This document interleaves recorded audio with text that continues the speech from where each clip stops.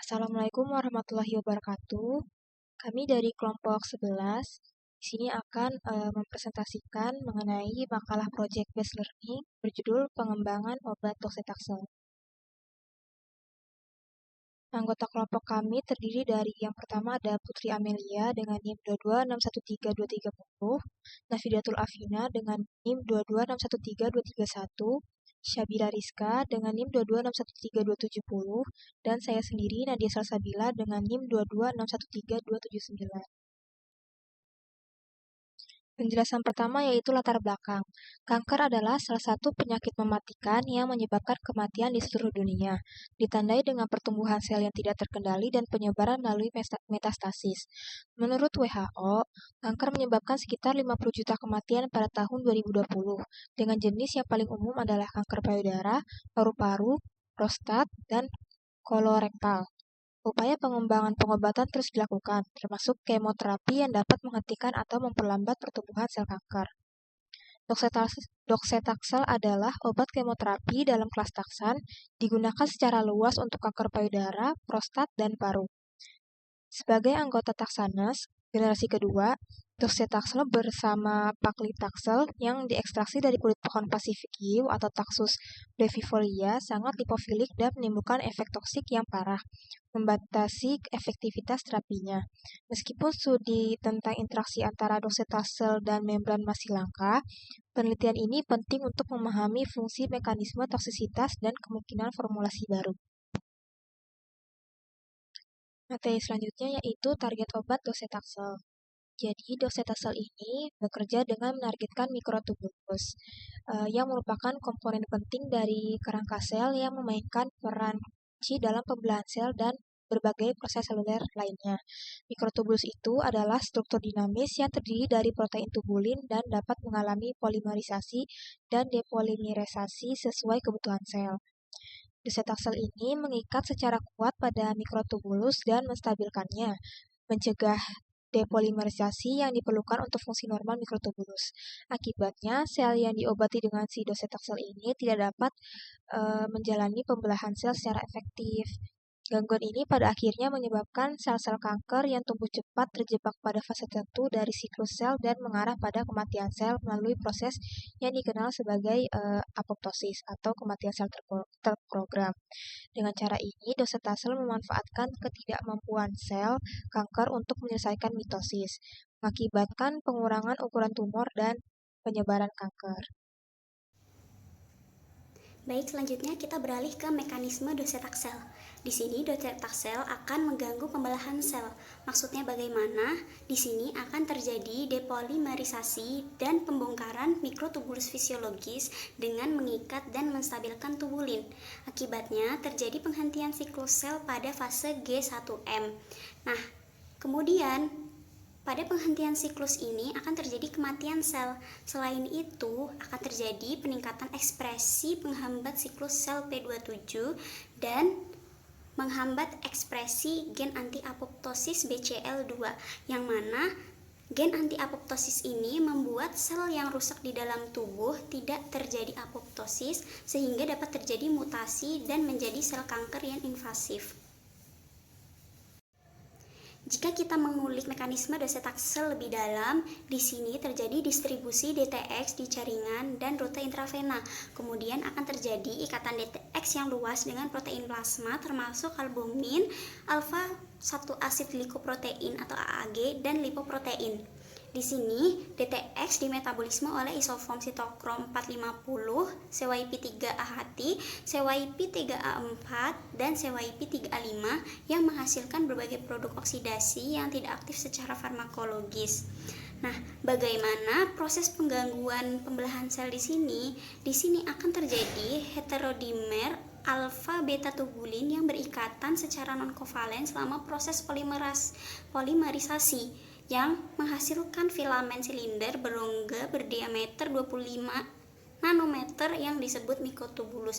Nah, di sini kita menghambas mikrotubulus tersebut. Baik, untuk proses sintesis dibagi menjadi dua, sintesis taksol terlebih dahulu, kemudian dilanjutkan dengan sintesis docetaxel. Proses sintesis taksol dimulai dengan menghilangkan grup siloksil pada posisi C7 dari 10 diasetil 7 siloksil taksan menggunakan metanol, diklorometana, natrium periodat, dan asam sulfat, menghasilkan campuran 10 diasetil taksan. Campuran ini kemudian diasetilasi dengan THF, DMAP, sereum 3 klorida, dan asetat anhidrida, menghasilkan 2710 triasetil taksan yang selanjutnya diasetilasi menggunakan natrium karbonat dan hidrogen peroksida menghasilkan campuran taksol.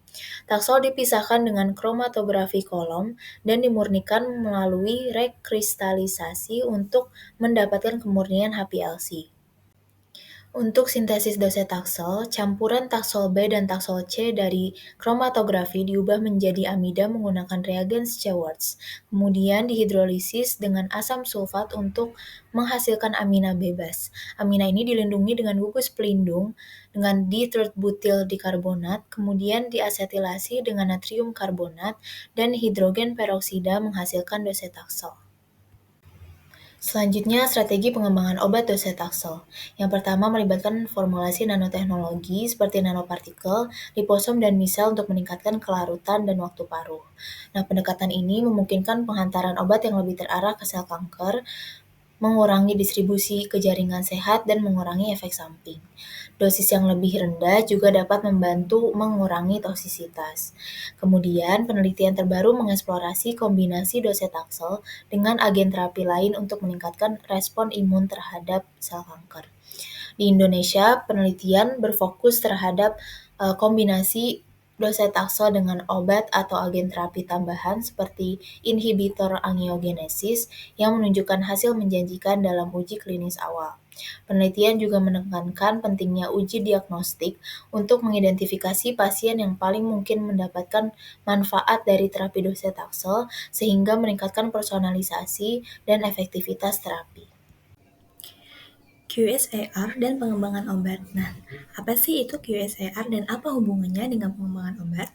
QSAR, Quantitative Structure Activity Relationship, itu memungkinkan prediksi sifat dan aktivitas molekul berdasarkan strukturnya, menggunakan metode statistik dan pembelajaran teknologi mesin atau dari model komputer. Nah, QSAR docetaxel ini menjadi acuan penting untuk pengembangan obat turunan taksan yang baru dengan aktivitas anti kanker yang meningkat dan efek samping yang lebih sedikit serta menghindari atau mencegah terjadinya resistensi.